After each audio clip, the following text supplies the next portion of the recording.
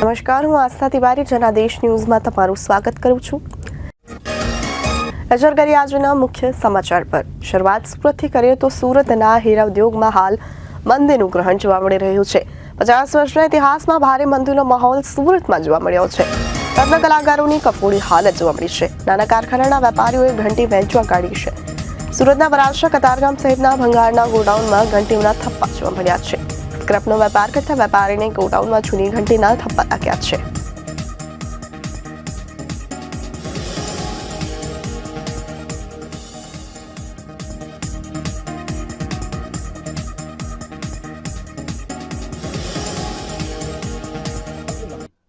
મારું નામ મનોજભાઈ જોશી છે।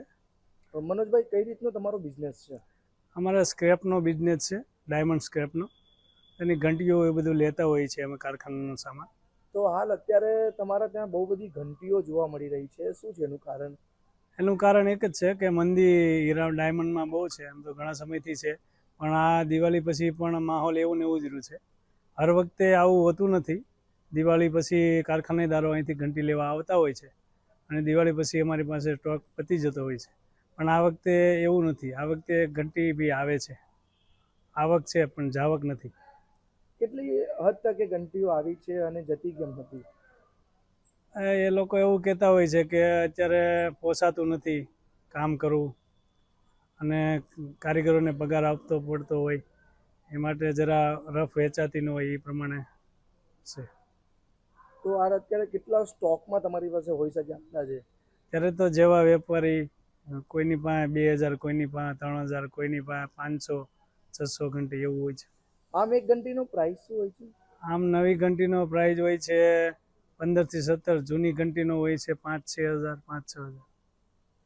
તો અત્યારે હાલ મંદીના કારણે કોઈ અમેરિકામાં રહેતી વૃદ્ધની કરોડોની જમીન પર કબજો કરવાનો પ્રયાસ સામે આવ્યો છે। બોગસ પહોંચ રસીદ અને પાવર ઓફ એટર્નીનો ઉપયોગ કરી ખોટા દસ્તાવેજ બનાવી જમીન પડાવનાર 3 આરોપીઓને હાલ ક્રાઇમ બ્રાન્ચે ઝડપી પાડ્યા છે।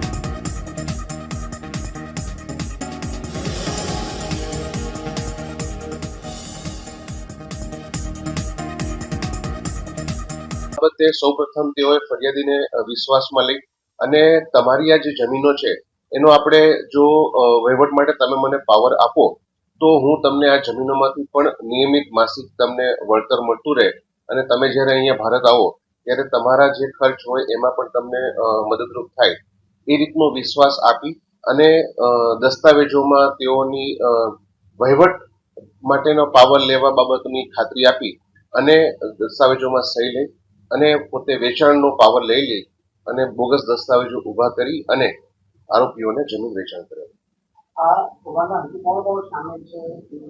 હાલ જે 4 આરોપીઓ મુખ્ય હતા તેઓની અમે અટકાયત કરી લીધેલ છે, જે પૈકી 3ની અમે ધરપકડ કરેલી છે અને એક હાલ હજી સારવાર હેઠળ છે।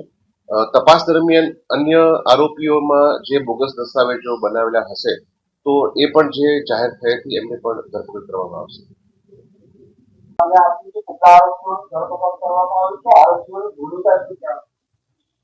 ફરિયાદી શ્રી ઈશ્વરભાઈ ભીખાભાઈ પટેલ કે તેઓ હાલ અમેરિકાના સિટીઝન છે અને સુરતમાં પૂણા મુકામે રહે છે। ત્યાં તેઓની પોતાની અલગ અલગ જગ્યાએ જમીનો આવેલી હતી। એ જમીનોમાં ફરિયાદીના નજીકના ભરત ભાલોડિયાએ પોતે સંપર્ક કેળવી વિશ્વાસમાં લઈ અને વિપુલ કાકડિયા સાથે મળી ખોટા દસ્તાવેજો ઉભા કરી અને આ જમીનો જયસુખ સતાણી અને સંજીવ બાગુકિયા સાથે સોદો કરી અને બોગસ દસ્તાવેજો બનાવેલા હતા।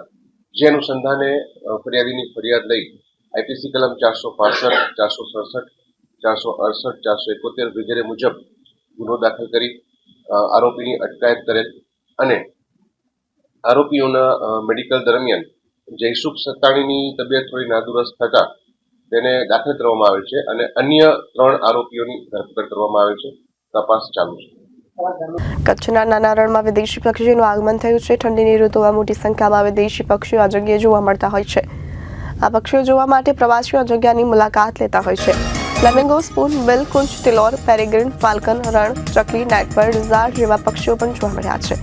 હજારો કિલોમીટર કાપે વિદેશી પક્ષીઓ મોટી સંખ્યામાં રણની અંદર આવ્યા છે।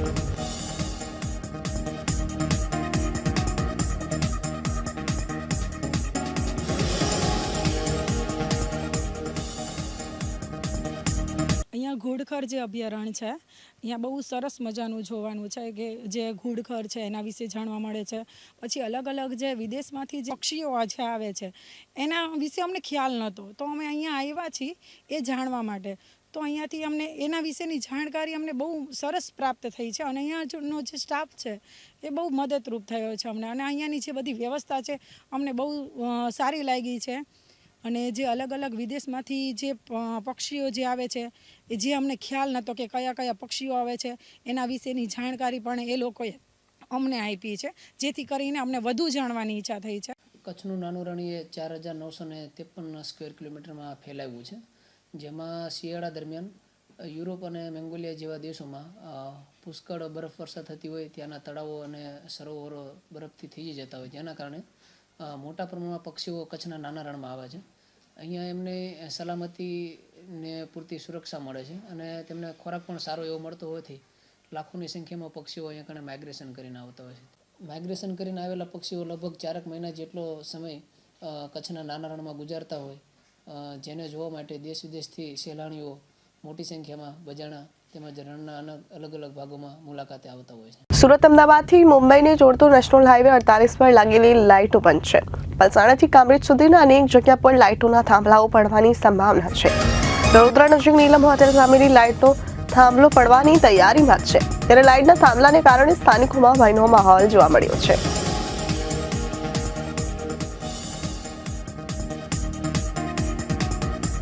નમસ્કાર મિત્રો, તમે જોઈ રહ્યા છો જનાદેશ. જ્યારે હાલ પહોંચ્યા છે આપણા સુરતના પલસાણા તાલુકામાં આવેલ કડોદરા વિસ્તારમાં. જે ચોક્કસ પ્રમાણે વાત કરે આ તમે જોઈ શકો છો, અમદાવાદથી લઈને મુંબઈને જોડતો નેશનલ હાઈવે નંબર 48 જે રાજ્ય ધોરીમાર્ગ કહી શકાય તે મોટા પ્રમાણમાં અહીંયાથી હજારો વાહનો પસાર થતા હોય છે.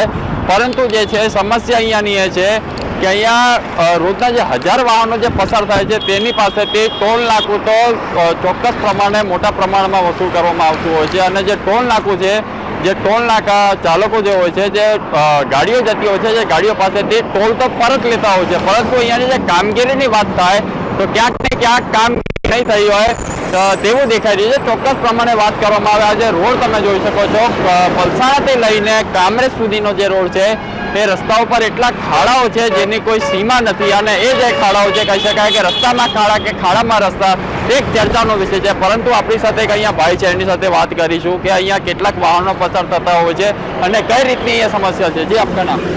मेरा नाम सौरनीत प्रसाद है. ये खंभा बहुत दयनीय हो गया है. खंभा नहीं, ये जो रोड जा रहा है ये रोड आप देख सकते हो, इसमें कितने खड्डे हाईवे रोड विभाग के द्वारा कोई कामगिरी करने में आता है कि नहीं? आता है तो ये गिर सकता है खंभा से. ये खंभा गिर सकता है जी, किसी भी आदमी का दुर्घटना हो सकता है. इस पर जल्द से जल्द ध्यान देना चाहिए सरकार को कि जल्द से जल्द ये खंभा सही हो जाए. જી ચોક્કસ પ્રમાણે કહી શકાય તો આ ભાઈનું કહેવું છે કે આજે થાંભલો તમે જોઈ શકો છો, આજે થાંભલો અહીંયા લગાવવામાં આવેલો છે. જે થાંભલાની સીમા તમે જોશો કાફી લંબાઈ છે, પરંતુ આ જે થાંભલો છે એ રીતના ઉભેલો છે કે ક્યાંક ને ક્યાંક ટૂંક સમયની અંદર થાંભલો પડે તેવી એક સમસ્યા દેખાઈ રહી છે. આ થાંભલાની તમે લંબાઈ જોઈ શકો છો, કાફી લંબાઈ છે, પરંતુ જે સર્વિસ રોડના પ્રમાણે પસાર થતા હોય છે, જેના કારણે ક્યાંક ને ક્યાંક એક અકસ્માત બને તેની પણ સંભાવના થાય છે. આપણી સાથે અહીંયાના એક સાહેબ સ્થાનિક છે, એમની સાથે આપણે વાત કરીશું કે કઈ રીતનું અહીંયાની કામગીરી થતી હોય છે. જી આપનું નામ? અશોક સારસ્વત. જી આ કહી શકાય તો અમદાવાદથી લઈને મુંબઈને જોડતો આ રાજ્ય ધોરીમાર્ગ છે, જેની ઉપર પલસાણાથી લઈને કામરેજ સુધીના એટલા ખાડાઓ છે, તેના વિશે શું કહેશો? अभी क्या बोले, सबसे बड़ी तो आप ये चीज़ देख सकते हो कितनी बड़ी लापरवाही है.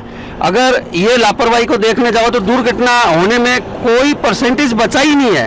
यहाँ से रात को अगर पब्लिक का जो प्रवास होता है, चलो हजारों गाड़ियाँ लाखों गाड़ियाँ 24 घंटा के अंदर में मेरे हिसाब से 5 से 6 हज़ार गाड़ियों का यहाँ से आना जाना होता है. उसके बाद शाम के समय में यहाँ से पब्लिक पैदल जाती है. ये दुर्घटना બહાર આવી શકો છો, જરાક આપની સાથે બીજી પણ ચર્ચા છે. જે ચોક્કસથી કહી શકાય કે હાલ તો જે ટ્રાફિક જામ થાય છે એના કારણે આ વ્યક્તિને બહાર બોલાવ્યો છે. એમની સાથે બીજી પણ ચર્ચાઓ કરીશું કે કઈ રીતના અનેક મુદ્દાઓ છે અને કઈ રીતનું ચાલે છે. જી અશોકભાઈ, ચોક્કસ પ્રમાણે વાત કરે તો આજે પલસાણાથી લઈને કામરેજ સુધીનો જે રોડ છે, રસ્તાઓમાં ખાડા કે ખાડાઓમાં રસ્તા છે, તેના વિશે શું કહેશો?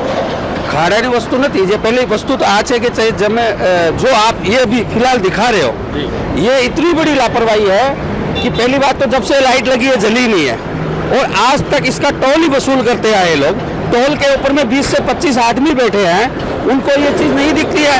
यहाँ से डेली 10 से 15 हज़ार गाड़ी 24 घंटे के अंदर निकलती है। शाम के समय में यहाँ से खाली पब्लिक निकलती है पैदल। ये दुर्घटना होने में सिर्फ एक चंद सेकंड लगती है, क्योंकि गाड़ी का पुल से उतरते समय में यहाँ कितना वाइब्रेशन होता है। और सिर्फ आप दिखाओ एक बार, एक बोल्ट के ऊपर में, सिर्फ एक बोल्ट के ऊपर में एक खंभा टिका हुआ है। अगर एक सेकंड भी इसकी जान अगर हो गई घटना तो जान हानि होने में किसी प्रकार की टाइम नहीं लगेगा। ये लापरवाही है, लापरवाही के सिवाय कुछ नहीं है। ये टोल वाले जहाँ बैठे होते हैं अधिकारी, उच्च अधिकारी बैठे हैं, उनको आना चाहिए। और जितने खंभे लगे हैं पहले तो उसमें लाइट चालू करो, लाइट नहीं चालू करनी तो इनको उतार के रख दो। शो के लिए थोड़ी लगाया, जनता का पैसा है, जनता का पैसा यूज करने के लिए दिया है कि जनता को किसी प्रकार की तकलीफ नहीं हो। और ये तकलीफ को आप तो और ज्यादा तकलीफ कर रहे हो। पहले तो आप लाइट जलाने की बात करो, लाइट नहीं चल रही है तो इसको नीचे उतार दो। जी अशोक भाई, चौक्कस से आपको बात करना चाहूंगा कि ये जो लाइट का खंभा ये कितने समय से बंद है, इसकी क्यों मरम्मत नहीं हो रही है, क्या कारण है? ये हकीकत पूछने जाओगे तो ये रोड की बात नहीं कर रहा हूँ, ये रोड तो चलो अलग होगी, उससे भी आगे वाला आप सूरत से सारोली से सूरत और सूरत से अंतरौली से लेके आप देखोगे तो वहाँ लाइट लगाई है सुडा ने, लाइट कभी जली नहीं। इनके ऊपर भी देखो आप, खाली एक खंभे खड़े हैं, लाइट लगाई है, एक बार लाइट जली होगी जब उन्होंने उद्घाटन किया होगा। ये जो भी रोड के अधिकारी रहे हैं उस समय जरूर जली होगी, उसके बाद हमने तो कभी आज तक इस पर लाइट जली हुई देखी नहीं है। कितनी बार बार शिकायत भी की गई है कि यहाँ पे दुर्घटना होती है, चोरी जैसा माहौल होता है, लूटपाट होती है, आप इसकी पहले से आके लाइट जलाओ, यहाँ की सुविधा करो। वो तो छोड़िए, मैं तो बोलता हूँ एक बोल्ट पे खड़ा है, किसी की जान नहीं जाओ, ये काम तो करो कम से कम। अगर थोड़ी बहुत भी शर्म बची हो, एक बोल्ट पे आदमी जो खंभा खड़ा है इसको आके तू खाली करे, नीचे उतारे, ताकि किसी प्रकार की जान हानि ना हो। जी अशोक भाई, चौक्कस से आपको बात करना चाहूंगा कि ये स्थानिक लोग जो है सर्विस रोड दिया गया, अगर ये खंभा गिरता है, कोई अकस्मात सर जाता है, इसका जवाबदार कौन? रोड है, रोड जो रोड के जितने अधिकारी है, जो इस रोड के रहना चाहिए हो, चाहे आरबीआई या हो, पहली बात तो टोल वाले हैं। मैं तो सबसे बड़ा आरबीआई की तो बात करने जाए तो हाल ही में अभी आम आदमी पार्टी द्वारा भी आंदोलन किया गया था कि GJ5 और GJ19 को सफलता दी जाए ताकि उनसे टोल नहीं लिया जाए, परंतु ये जो हाईवे अथॉरिटी है इनके द्वारा ये टोल नाका का जो टोल लिया था वो पूरा वसूल किया जाता है, परंतु रोड की मरम्मत नहीं हो रही। इसके बारे में आप क्या कहना चाहोगे? मैं वही इशू बोल रहा हूँ, वो इशू पॉलिटिशियन को आप दूर ले जाइए, कोई भी पार्टी क्या कर रही है। इस समय हम जिस मुद्दे के ऊपर में बात कर रहे हैं, हम मुद्दे की बात करें कि जनता के लिए, हित के लिए जो लगाया हुआ है, ये जनता के जो हित के जो चीज लगाई हुई है, ये हित जानलेवा बन रही है। सबसे बड़ी बात मुद्दा वो है कि जो चीज जनता हित के लिए है उसको पहले आके देखो और इस खंबे को नीचे उतारो। खड्डा चलो भरेंगे, लेट सेट भरते हैं, पर आज के समय में सबसे बड़ा मुद्दा ये है। सबसे बड़ा मुद्दा ये है, हाल ही में अगर इसकी संभावना देखी जाए तो बहुत टूकी है, 1 या 2 बोल्ट पे ये टिका हुआ है। होगा क्योंकि वाइब्रेशन, वो पुल से उतरने के बाद वाइब्रेशन है, वो इसी के ऊपर ही वाइब्रेशन आता है, इतना हिलता है ना। आप अभी यहाँ खड़े, हम लोग खुद हिल रहे हैं, तो वो एक बोल्ट पे टिका हुआ कितना दिन टिकेगा? 12, 24, 36, 48 घंटा से ज्यादा नहीं टिकने वाला है। જે ચોક્કસ પ્રમાણે વાત કરાય તો સ્થાનિકોનું કહેવું છે કે જે પ્રમાણનો થાંભલો ઉભો છે, જે થાંભલાની અંદર એક જ બોલ્ટ છે, જે બોલ્ટના કારણે આ જો છટકી જાય અને વાઇબ્રેશન જે રોડ થાય છે, જેના કારણે આ જો પડે તો એનો જવાબદાર કોણ? સુરત વિભાગ છે કાં તો પછી અન્ય? જે આપણી સાથે બીજા સ્થાનિક છે એમની સાથે પણ વાત કરીશું। જી આપનું નામ? यशवंत भाई। आप यहाँ के स्थानिक हो? स्थानिक तो नहीं हूँ, अभी आया हूँ यहाँ पे 5-6 साल हुआ है। जी ये जो रोड है यहाँ पे काफ़ी खड्डे और ये जो लाइट का खंभा है, इसको लेके मुद्दा उठ रहा है कि लाइट के खंभे की मरम्मत नहीं की जा रही, क्या कारण है? अभी ये प्रशासन को पता हो, जो चीज़ अगर हम बोलते कि ये चीज़ हम तो देखते ही, हम तो आम इंसान हैं, हमारे लिए तो ना कोई सुविधा रखी जाती ना कुछ वो रखा जाता है, बराबर। अगर ये चीज़ उनको भी दिख रही है कि ये चीज़ क्या है और क्या हो रही है, तो लेकिन वो चीज़ वो लोग ध्यान देते ही नहीं, वो खाली देख के अनदेखा कर रहे हैं। मतलब पब्लिक की जान हानि के लिए अगर सबसे ज़्यादा है तो वो प्रशासन। जी आपने बात की कि पब्लिक की जान हानि, अगर ये कुछ ही समय में अगर ये खंभा गिरने की संभावना अकस्मात अगर हो जाता है और किसी की मौत हो जाती है तो इसका जवाबदार कौन? तो उसका मैं आपको बोल ही रहा हूँ ना, इसका जवाबदार वही होगा जो यहाँ का, जैसे कि अपने वडोदरा महानगर पालिका बोलते, पलसाना महानगर पालिका बोलते, उनके जो बड़े बड़े होद्देदार है वही हो गए ना यहाँ के। उनको अगर वो तो लोग वापरते ही होंगे यहाँ पे क्या है नहीं है, वो तो देखते ही होंगे ना, कि ऐसा तो है नहीं कि उन लोगों ने देखा नहीं होगा। उन लोगों को भी पता है कि यह चीज़ क्या है क्या नहीं है, तो उन लोगों ने भी देखना चाहिए ना। જે ચોક્કસ પ્રમાણે વાત કરાય કે આમનું કહેવું છે કે નગરપાલિકા હોય પરંતુ નગરપાલિકા આમાં નથી, કારણ કે જે પ્રમાણે તમે જોઈ શકો છો હાલ જે બોલ્ટની ગરીમાં છે જે ક્યાંક ને ક્યાંક ટૂંકી એકદમ પડી ગઈ છે અને જે બોલ્ટ જે થાંભલો જે પ્રમાણે જોઈ શકાય છે કે હાલ ઉખાડવાની તૈયારી હોય તેવું એક લાગી રહ્યું છે. હાલ તો જે અહીંયા એક વાહન પણ ઉભેલું છે, જો કોઈ આ થાંભલો જો નીચે પડે ને અકસ્માત સર્જાય, કોઈને નુકસાન પહોંચે, તેનો જવાબદાર કોણ તે એક ચર્ચાનો વિષય છે. પરંતુ કહી શકાય કે આજ લાગતા જે સ્થાનિકો જે છે અહીંયાના જે સ્થાનિકો મેમ્બર હોય છે, જનતા જે છે તેનો એક પ્રશ્ન છે કે આની જલ્દથી જલ્દ મરમ્મત થાય, આની ઉપર કાર્યવાહી થાય. પરંતુ વાત કરવામાં આવે કે હાઈવે ઓથોરિટી જે છે આની ઉપર કેમ ધ્યાન નથી આપી રહી. એક બાજુ ટોલ વસી રહી છે, બીજી તરફ આજે NHA વાળા, RBI વાળા, સાથે સાથે સુડા વિભાગ હોય તેની પણ તે લોકો આના પર ધ્યાન નથી આપી રહ્યા. જે પ્રમાણે હાલ તમને એકવાર ફરી બતાવવાનો પ્રયત્ન કરીશું કે આની જે લંબાઈ જોઈ શકો છો કઈ રીતના નમી ગયું છે અને ક્યાંક ને ક્યાંક આને મરમ્મતની જરૂર છે, પરંતુ આની મરમ્મત નથી કરાઈ રહી. હવે એક જ વસ્તુ જોવી રહી કે આની ટૂંક જ સમયમાં મરમ્મત થશે કે પછી કોઈ અકસ્માત બને અને કોકનું મૃત્યુ પામે તેની આ સુડા વિભાગ દ્વારા એક રાહ જોઈ રહ્યા છે તેવો એક પ્રશ્ન જનતાની અંદર ઉઠી રહ્યો છે. કૃષ્ણા સોની, કેમેરામેન અજય સવાલ સાથે રિપોર્ટર કૃષ્ણા સોની, કડોદરા, જનદેશ ન્યૂઝ, સુરત. કાંકરેજ તાલુકા કોંગ્રેસ સમિતિ દ્વારા મામલતદારની તાલુકા વિકાસ અધિકારીને અપાયું આવેદનપત્ર. ધારાસભ્ય અમૃતજી ઠાકોરની અધ્યક્ષતામાં અપાયું હતું આવેદનપત્ર. તાલુકાના સર્વાંગી વિકાસની 9 કરોડનું આયોજન ન થવા બદલ અપાયું આવેદનપત્ર. 2024-25ની ગ્રાન્ટમાં 9.25 કરોડ ફાળવવામાં આવ્યા હતા, ત્યારે સરકારના અધિકારીનું ભેદભાવ કરી તે માટે આયોજન કરવા અપાયું આવેદનપત્ર.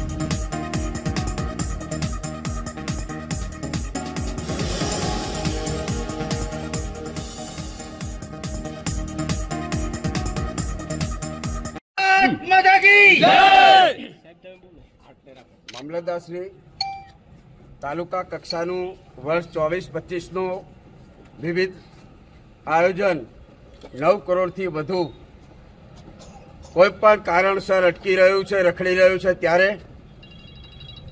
તાલુકાના પ્રતિનિધિ તરીકે, ધારાસભ્ય તરીકે, સાથે અમારા જિલ્લા પંચાયતના પૂર્વ પ્રમુખ, જિલ્લાના પૂર્વ ડેલિગેટો, તાલુકા કોંગ્રેસ સમિતિના પ્રમુખો, સરપંચશ્રીઓ, અમારું સોશિયલ મીડિયા અને વિવિધ ગામોમાંથી આવેલા સર્વ સમાજના આગેવાનો દ્વારા આજે આપણે આવેદનપત્ર આપીએ છીએ કે તાલુકા કક્ષાનું 9 કરોડનું આયોજન બની બેઠેલા ભાજપના એજન્ટ બનીને ખુરશીમાં બેસતા અધિકારીઓ જે તાલુકાની પ્રજાના વિકાસને ગળે ટૂંપો આપવાનું નિમ્ન કક્ષાનું કૃત્ય કરી રહ્યા છે, ત્યારે આપને આવેદનપત્ર આપી સાથે સાથે કોંગ્રેસ પરિવાર દ્વારા ચેતવણી પણ આપીએ છીએ કે તાત્કાલિક અમારી વાત કલેક્ટરશ્રી અને મુખ્યમંત્રીશ્રી સુધી પહોંચે અને તાલુકા કક્ષાનું આયોજન વહેલામાં વહેલું થાય, અન્યથા ન છૂટકે અમારે 100 ગામની અંદર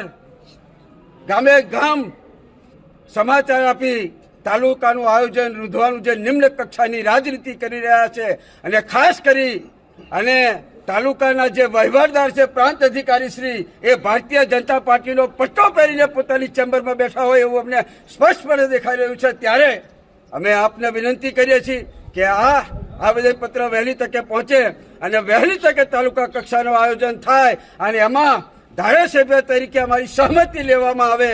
સાથે સાથે આ આયોજનને જો રૂંધવાનો, વિકાસને રૂંધવાનો વધારે પ્રયાસ કરશો તો આવનાર સમયની અંદર કલેક્ટર કચેરીમાં હજારોની સંખ્યાની અંદર પ્રતિક ધરણા ઉપર બેસતા અમને વાર નહીં લાગે. એટલા માટે આપને આ વિનંતી કરી અને જણાવીએ છીએ કે અમારી આ વાત આપ સરકાર સમક્ષ પહોંચાડશો. કાંકરેજ તાલુકા કોંગ્રેસ સમિતિ દ્વારા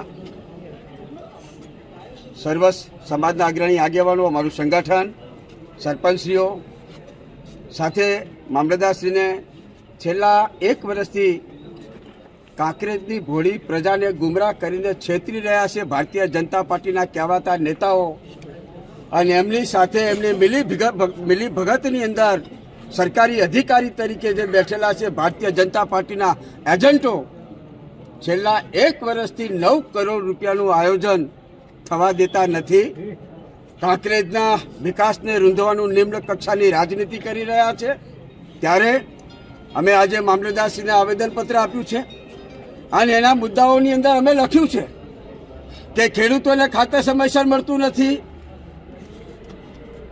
જે ઇજીબીસીએલ દ્વારા જેટકો દ્વારા જે વીજ પોલ નાખવામાં આવે છે એ વીજ પોલ ખેડૂતોને સહમતિ વગર કે ખેડૂતોને પૂછ્યા વગર એમના ઊભા પાકની અંદર પાકનો નાશ કરીને જે વીજ પોલ નાખવામાં આવે છે એને યોગ્ય વળતર આપવામાં આવતું નથી. સાથે સાથે છેલ્લા કેટલાય સમયથી તાલુકા વિકાસ અધિકારીની નિમણૂક પરમેનન્ટ થતી નથી, ત્યારે વિસ્તારની અંદર હજારો યુવાનો કેવાયસી કરવા આવતા હોય ત્યારે એમને મહા મુશ્કેલીનો સામનો કરવો પડે છે. 3 દિવસ સુધી લાઈનોની અંદર ઊભું રહેવું પડે છે. બાળકોના કંઈ દાખલા લેવાના હોય ત્યારે પણ એમને લાઈનમાં ઊભું રહેવાનું પડે છે. ત્યારે ટીવી મીડિયાના માધ્યમથી સરકારી તંત્ર અને સરકારી અધિકારીઓને કહેવા માંગુ છું કે સાંજમાં સમજી જજો, કાંકરેજ તાલુકો ન ધણિયાતો તાલુકો નથી. કાંકરેજ તાલુકાનું હક અધિકાર માટે લડાઈ લડવા માટે હજારોની સંખ્યાની અંદર માણસો જ્યારે રોડ ઉપર નીકળશે ત્યારે તમારી ચેમ્બરમાં બેસવું તમારે મુશ્કેલ થઈ જશે. ત્યારે સમયસર પોતાના ચેમ્બરમાં આવે, સમયસર જનતાનું કામ કરે. સાથે સાથે બ્રોડગેજ લાઇનની અંદર જે વિલંબ થઈ રહ્યો છે એ વિલંબ ના થાય એનું તાત્કાલિક કામ કરવામાં આવે. સુજલામ સુફલામ દ્વારા તમે પણ જોયું હશે થોડા દિવસ પહેલા ભારતીય જનતા પાર્ટીના અગ્રણી આગેવાનો અને ધારાસભ્યો માત્ર શ્રીફળ વધેરી અને ઘરે પહોંચે ત્યાં સુધી તો કેનાલનું પાણી બંધ કરી દેવામાં આવ્યું છે. આ કાંકરેજ તાલુકાની અને બનાસકાંઠાની જનતા સાથે ખેલવાડ કરવાનું બંધ કરી દેજો. આ ખમીરવતી જનતા છે.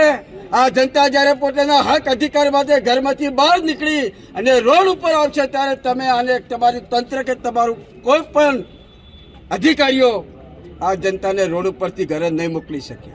એટલે વિનંતી સાથે આગ્રહપૂર્વક આજે મામલતદારશ્રીને કહેવા આવ્યા છીએ કે 9 કરોડનું જે આયોજન છે એ આયોજનને વહેલી તકે મંજૂર કરાવે.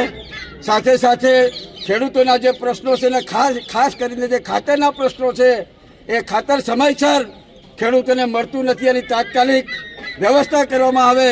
નહીંતર આવનારા સમયની અંદર ખેડૂત મહા આંદોલન કરવામાં આવશે અને એનું આંદોલનનું સ્વરૂપ કઈ દિશામાં જશે એની સંપૂર્ણ જવાબદારી સરકારની રહેશે, સરકારી તંત્રની રહેશે, વહીવટદારની રહેશે. સાથે સાથે પોલીસ કર્મીઓને પણ કહેવા માગું છું કે કાંકરેજ તાલુકાની અંદર જે ટ્રાફિકની સમસ્યા છે, ચાહે કંબોઈ હોય, શિયોરીનું નાળું હોય, થરા હોય, જ્યાં જનતાને આવવા જવામાં પારાવાર મુશ્કેલીઓનો સામનો કરવો પડે છે, ત્યારે પોલીસ વિભાગ પણ આ બાબતથી ગંભીરતા દાખવી અને જનતાને જે પડતી મુશ્કેલીઓ છે મુશ્કેલીઓનું નિવારણ કરે. અન્યથા પોલીસની વિરોધ પણ અમારે આંદોલન છેડવામાં કોઈ અમને વાર લાગશે નહીં. આજે 1 વર્ષ પૂર્ણ થવા આવ્યું 24નું. એમના મળતિયાઓના કામો લેવામાં આવે, એમના મળતિયાઓને રાજી રાખવા માટે, એમના મળતિયાઓના પૈસા કઈ રીતે નીકળે એ વ્યવસ્થા કરવા માટે જે ભારતીય જનતા પાર્ટી અને ફરી મીડિયાના માધ્યમથી કહું છું કે પ્રાંત અધિકારી જે કાંકરેજ તાલુકાના વહીવટદાર અધિકારી છે એ ભારતીય જનતા પાર્ટીનો ખેસ પહેરીને બેઠા એવું મને લાગે છે. વારંવાર પ્રાંત અધિકારીને વિનંતી કરી આગ્રહપૂર્વક વાત કરી છે કે શા માટે કાંકરેજ તાલુકાનું આયોજન તમે સમયસર નથી કરતા? તમને આયોજન કરવામાં શું તકલીફ છે? તમને કાંકરેજ તાલુકાનું આયોજન કરવાની અંદર કયા ગ્રહો નડે છે? પણ કોઈ પણ બાબતનો જવાબ આપ્યા વગર માત્ર ને માત્ર ટૂંક સમયમાં કહી દઈશું, ટૂંક સમયમાં કરી દઈશું, આવી લોભામણી વાતો કરે છે. ત્યારે ફરીથી આગ્રહપૂર્વક નમ્ર વિનંતી કરીને કહું છું કે કાંકરેજ તાલુકાનું આયોજન સત્વરે થાય, પ્રજાના વિકાસના કાર્યો સત્વરે થાય એવી વિનંતી કરું છું. વહેલી તકે આયોજનનો નિકાલ કરવામાં નહીં આવે તો આવનાર સમયની અંદર હજારોની સંખ્યામાં કલેક્ટર કચેરી આગળ અને કલેક્ટર કચેરીના પ્રગણાની અંદર કાંકરેજ તાલુકાના હજારો કાર્યકર આગેવાનો પ્રતિક જણા પર બેસતા વાર નહીં લાગે. શ્રીલંકાના રાષ્ટ્રપતિ અનુરા કુમાર દિસાનાયકે સોમવારે વડાપ્રધાન નરેન્દ્ર મોદી સાથે બંને દેશોના વચ્ચેના સહયોગને વધુ ઊંચાઈ પર લઈ જવા સહિતના વિવિધ મુદ્દા પર વ્યાપક વાટાઘાટ કરી.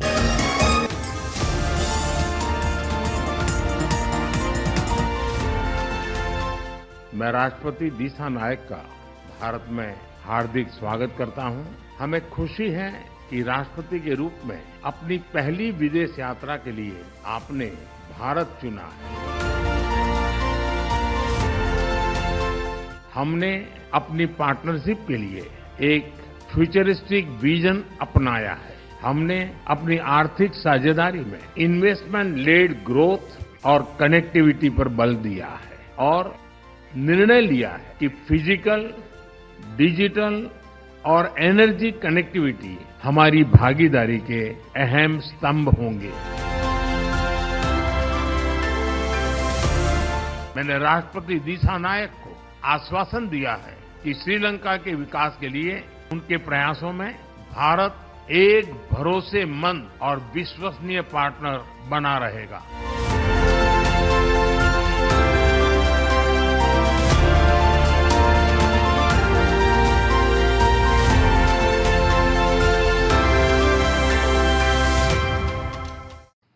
मैं राष्ट्रपति दिशा नायक का भारत में हार्दिक स्वागत करता हूं। हमें खुशी है कि राष्ट्रपति के रूप में अपनी पहली विदेश यात्रा के लिए आपने भारत चुना है। आज की इस यात्रा से हमारे संबंधों में नई गति और ऊर्जा का सृजन हो रहा है। हमने अपनी पार्टनरशिप के लिए एक फ्यूचरिस्टिक विजन अपनाया है। हमने अपनी आर्थिक साझेदारी में इन्वेस्टमेंट लेड ग्रोथ और कनेक्टिविटी पर बल दिया है और निर्णय लिया है कि फिजिकल, डिजिटल और एनर्जी कनेक्टिविटी हमारी भागीदारी के अहम स्तंभ होंगे। दोनों देशों के बीच इलेक्ट्रिसिटी ग्रिड कनेक्टिविटी और मल्टी प्रोडक्ट पेट्रोलियम पाइपलाइन स्थापित करने पर काम किया जाएगा। अग्रमात्य Narendra Modi, Honorable Prime Minister Narendra Modi, Honorable Ministers, ladies and gentlemen, media, journalists.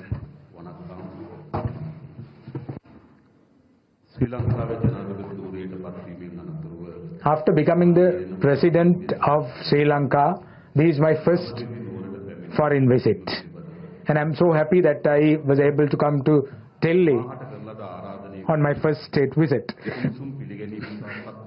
I want to thank India for the invitation extended to me, and also for the warm hospitality that was extended to the whole delegation, including myself. I want to thank Honorable Prime Minister Modi and President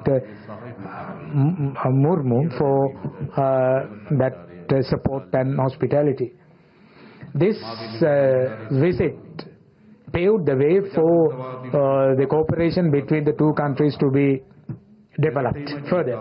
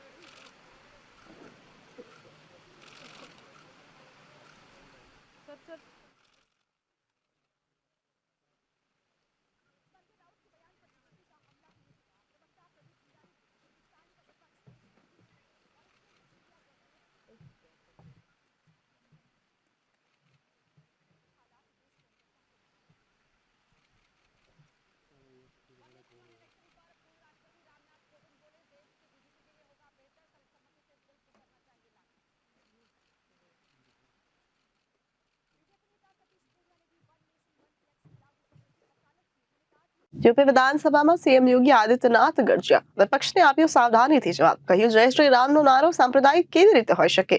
અમારું આખું જીવન જય શ્રી રામ અને હર હર મહાદેવના નારા સાથે વિતાવીશ. બહરાઇચમાં શોભાયાત્રા દરમિયાન રામગોપાલ મિશ્રાની હત્યા પર સીએમ યોગી આદિત્યનાથે यूपी એસેમ્બલીમાં બોલ્યા. બહરાઇચમાં રામગોપાલ મિશ્રાની ઘરની અંદરથી ગોળી મારી દેવામાં આવી. શું ભારતની ધરતી પર ભગવો અને ઝંડો ના લહેરાવી શકાય? કેમ શું તે ફરકાવવું જ જોઈએ? यूपी પેટા ચૂંટણીમાં 1.25 લાખથી સાથે જ મુસ્લિમ બહુમતી કુંડારીક બેઠક જીતવા માટે સીએમ યોગીએ ફરી વિધાનસભામાં કહ્યું કે અમે કુંડારકી જીત્યા કારણ કે ત્યાંના મુસ્લિમોનું તેમનું ગૌ તીર રહ્યા છે. તેઓ બૂમો પાડી રહ્યા છે કે મારું જૂથ વિદેશી મુસલમાનોની વિરુદ્ધ છે. नेता विरोधी दल से पूछना चाहता हूं कि अगर हमारा कोई पर्व और त्योहार है या किसी का भी है, मुहर्रम का जुलूस हो या फिर कोई भी अन्य मुस्लिम समाज का कोई पर्व और त्योहार का कोई जुलूस, वो हिंदू मोहल्ले से सुरक्षित निकल जाता है, कोई दिक्कत नहीं होती, मंदिर के सामने से भी निकल जाता है, कोई समस्या नहीं होती. लेकिन इस समस्या केवल वहीं पे क्यों खड़ी होती है जब कोई हिंदू शोभा यात्रा किसी मस्जिद के सामने से, किसी मुस्लिम बाहुल्य क्षेत्र से निकलती है, तब क्यों तनाव पैदा हो जाता है? तभी क्यों झंडा लगाने में क्या समस्या आ रही है? क्या भारत की धरती पे केसरिया झंडा नहीं लग सकता? क्यों नहीं लग सकता? क्यों नहीं लग सकता? मैं यही पूछना चाहता हूं, आखिर ये दंगे क्यों किए जाते हैं? और बहराइच का मामला, महाराजगंज उस कस्बे का, जहां के बारे में आप कह रहे हैं कि लगातार मुस्लिम बस्ती थी, मोना जी ने भी इस बात को कहा कि बस्ती थी, प्रशासन नहीं था, 4 कंपनियां पुलिस थी वहां पे, और दंगा सड़क पे नहीं हो रहा था, गोली घर के अंदर से चल रही थी. इस निर्दोष रामगोपाल मिश्रा की हत्या हुई और घर के अंदर से गोली चला करके उसकी निर्मम हत्या की गई. हमें इस सच्चाई को स्वीकार करना चाहिए. ये दंगा सड़क पे आमने सामने नहीं था. अगर पुलिस घर के अंदर घुसती तो लोग फिर कुछ और आरोप लगाते. पुलिस ने बचाव करने का अपना प्रयास किया. 4 कंपनियां वहां पे थी, और आप कह रहे हैं कि माननीय मोना जी ने भी कहा कि भारतीय जनता पार्टी के विधायक ने आरोप लगाए. भारतीय जनता पार्टी के विधायक ने इस हल्दी की घटना को लेकर के नहीं, इस महाराजगंज कस्बे की घटना को लेकर के नहीं, ये उस समय बहराइच कस्बे में थे, और बहराइच कस्बे में इनकी गाड़ी पर हमला हुआ, जो वहां से 30-35 किलोमीटर दूर है. वहां पे एक पथराव हुआ था. मैंने भी इनको कहा था, मैंने कहा देखो तुम्हारे उस क्षेत्र में दंगा हुआ है, तुम वहां तत्काल जाओ, लोगों को कंट्रोल करो. लेकिन उसको कैसे तोड़ मरोड़ करके प्रस्तुत किया जा रहा है.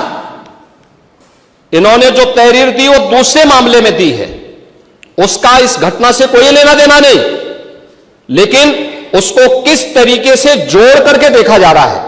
आज प्रदेश में जब सर्वत्र सुरक्षा का एक बेहतरीन माहौल है, और 2025 में जब उत्तर प्रदेश को एक गौरव प्राप्त होने जा रहा है कि दुनिया का सबसे बड़ा आध्यात्मिक और धार्मिक सामाजिक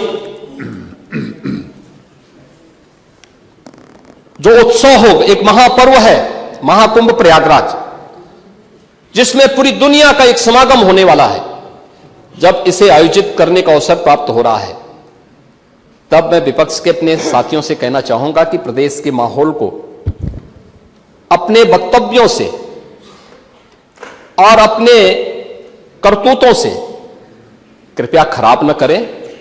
प्रदेश आगे बढ़ना चाहता है, विकास के अपने लक्ष्यों को प्राप्त करना चाहता है, लेकिन मैं इस बात के लिए आश्वस्त करूंगा कि 25 करोड़ जनता को सुरक्षा देना, उनकी हर प्रकार से हिफाजत करना, ये प्रदेश सरकार की जिम्मेदारी है. लेकिन अराजकता, पत्थरबाजी और किसी भी इस प्रकार के आदेश के खिलाफ जो माननीय न्यायालय ने आदेश किया है, उसके बाद भी कोई कानून को अपने हाथों में लेकर के कानून को ठेंगा दिखाने का प्रयास करेगा, तो सरकार उससे सख्ती से निपटने का काम भी करेगी. और वही सख्ती वहां पर आवश्यक है जहां पर लोगों ने माहौल खराब करने का प्रयास किया है. एक भी निर्दोष नहीं जाएगा। जितने भी विजुअल्स होंगे उसके वीडियो फुटेज है, गोली चलाते हुए, कट्टा लहराते हुए, तलाशी के दौरान पत्थरबाजी करते हुए, घरों के छतों के ऊपर जो पत्थर रखे गए हैं, ये सारी विजुअल्स हमारे पास हैं और उसके अनुरूप ही कार्रवाई होगी। हां, ये जरूर आश्वस्त करते हैं कोई निर्दोष के खिलाफ कोई कार्रवाई नहीं होने वाली, अब तक नहीं हुई है, आगे भी नहीं होगी। लेकिन कोई दोषी होगा उसको कोई बचा भी नहीं पाएगा। यह भी मैं इस सदन के माध्यम से पूरे प्रदेश के अंदर बहुत स्पष्टता के साथ कहना चाहूंगा कि सरकार की जीरो टॉलरेंस की नीति पहले दिन से है। अपराध और अपराधियों के प्रति, दंगों और दंगाइयों के प्रति वही जीरो टॉलरेंस की नीति के साथ सरकार कार्य करेगी। आप तो सबको कटघरे में खड़ा करते हैं। मुझे आश्चर्य होता है कि आखिर आप मानते किसको हैं? आप मानते किसको हैं? मुझे एक बात बताओ कि भारत के संविधान के अनुरूप माननीय उच्चतम न्यायालय, एक तरफ आपने सर्वे के बारे में माननीय उच्चतम न्यायालय की बात का स्वागत किया और माननीय उच्चतम न्यायालय ही एक बात को कहता है, बार बार भारत के माननीय उच्चतम न्यायालय ने समान नागरिक कानून की बात देश के अंदर लागू करने की कही है। और भारत अकेला देश है, भारत अकेला देश है जिसमें बहुसंख्यक समाज अपने लिए विशेष अधिकार की मांग नहीं करता है, बल्कि एक समान नागरिक कानून की मांग कर रहा है।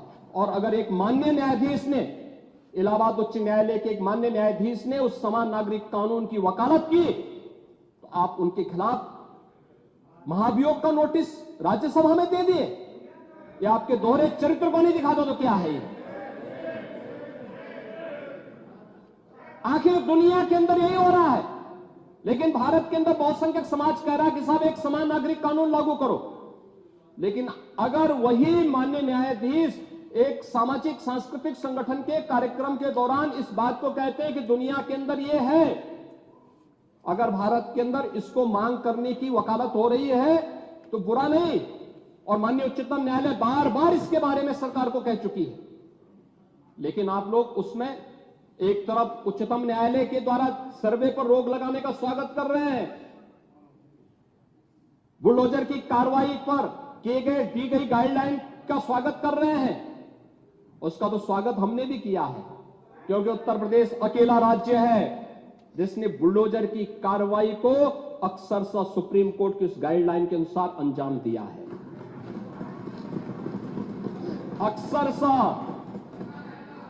और इसीलिए मैं कह रहा हूं कि यही स्थिति है कि माननीय न्यायाधीश इलाहाबाद उच्च न्यायालय ने अगर वक्तव्य दिया समान नागरिक कानून के बारे में, तो समाजवादी पार्टी, कांग्रेस, इन सब के लोगों ने राज्यसभा में उनके खिलाफ एक महाअभियोग की नोटिस ही दे करके आप सच को मुंह जबरदस्ती बंद करना चाहते हैं। और वहीं पे नहीं किया आपने, यहां पर भी आप चुप नहीं रहे। राज्यसभा के माननीय सांसद, माननीय सभापति तो भारत के महामहिम उपराष्ट्रपति भी हैं, उनके खिलाफ भी अविश्वास प्रस्ताव की नोटिस दे दी गई, इसलिए क्योंकि उन्होंने सदन स्मूथली चलाने के लिए सदन के सभी पक्षों से कहा। एक सभापति के रूप में, एक चेयरपर्सन के रूप में उनकी जिम्मेदारी यही है, उन्होंने इसी बात को कहा। लेकिन एक किसान का पुत्र कैसे इतनी बड़ी कुर्सी पे पहुंच गया, ये लोगों को अच्छा नहीं लग रहा, ये अच्छा नहीं लग रहा है, इसलिए अविश्वास प्रस्ताव को नोटिस। चुनाव के दौरान चुनाव आयोग को कटघरे में खड़ा किया गया, चुनाव आयोग को कटघरे में खड़ा करने का प्रयास, यानी जबरदस्ती आप गन पॉइंट पर अपनी बातों को मनवाना चाहते हैं संवैधानिक संस्थाओं से। मुझे लगता है ये चरित्र अच्छा नहीं है, ये स्वस्थ लोकतंत्र के लिए अच्छी परंपरा नहीं है। हमें संवैधानिक संस्थाओं का सम्मान करना सीखना होगा। पूरे प्रदेश को इस बारे में आश्वस्त करना चाहूंगा, प्रदेश के अंदर किसी भी मुस्लिम पर्व और त्योहार के दौरान किसी भी अन्य मत और मजहब से जुड़े हुए किसी भी पर्व और त्योहार के दौरान कहीं कोई समस्या नहीं खड़ी होती, तो फिर हिंदू पर्व और त्योहार के दौरान कोई समस्या खड़ी करेगा तो सरकार उसको सख्ती से निपटने का काम भी करेगी, उतनी ही सख्ती से निपटने का काम भी करेगी। दूसरा, माननीय न्यायालय के द्वारा दिए गए आदेश का पालन करना एक प्रशासन का दायित्व है। उसमें सरकार उसको डायरेक्शन दे ना दे, उसका दायित्व बनता है कि उसको पालन करे, और संभल के अंदर प्रशासन ने वही पालन किया है। आज वहां पे सारी चीजें मिल रही हैं। आखिर आपकी बात को हम मानते हैं कि मंदिर को आपने छेड़ा नहीं, आपने बड़ी कृपा कर दी, लेकिन ये जो 22 कुएं और उन कुओं में जो मूर्तियां मिल रही हैं, ये कुएं किसने पाट दी है? ये नोटिस पे क्यों परेशानी हो रही है? आपके सांसद जिनसे आपकी प्रतिद्वंदिता है, मानता हूं, क्योंकि वहां पे आप में तो तुर्क और पठान का विवाद चल रहा है, मैंने नहीं कर दिया, एक विवाद चल रहा है। आप उनके सामने, माननीय सदस्य के सामने, आप उनके साथ अपनी जड़ें ढूंढ रहे होंगे, लेकिन ये सच्चाई है, ये सच्चाई है, क्योंकि ये तो है ही। सकीफुल रहमान बर्क कभी भी अपने को ये नहीं बोलते थे कि मैं भारत का नागरिक हूं, वो तो कहते थे मैं बाबर का संतान हूं, वो बोलते थे। आप भी मानते हो किस बात को? अब आपको तय करना है कि आक्रांताओं को अपना आदर्श मानते हैं या राम कृष्ण और बुद्ध की परंपरा को अपना आदर्श मानते हैं। भारत के अंदर राम कृष्ण और बुद्ध की ही परंपरा रहेगी, बाबर और औरंगजेब की परंपरा नहीं रहेगी। मैं केवल एक बात कहना चाहता हूं कि अगर संभल के बारे में हम जब बात करते हैं, महोदय, एक लंबा सिलसिला है इस संभल का, और अगर मैं संभल की जब चर्चा करता हूं तो संभल में कैसे माहौल खराब किया गया वहां पे। ये संभल में दंगों का जो इतिहास है 1947 से ही प्रारंभ होता है। 1947 में एक मौत होती है, 1948 में 6 लोग मारे जाते हैं, 1958 में भी दंगा होता है, 1962 में भी दंगा होता है, 1976 में भी 5 लोगों की मौत वहां पर हुई थी,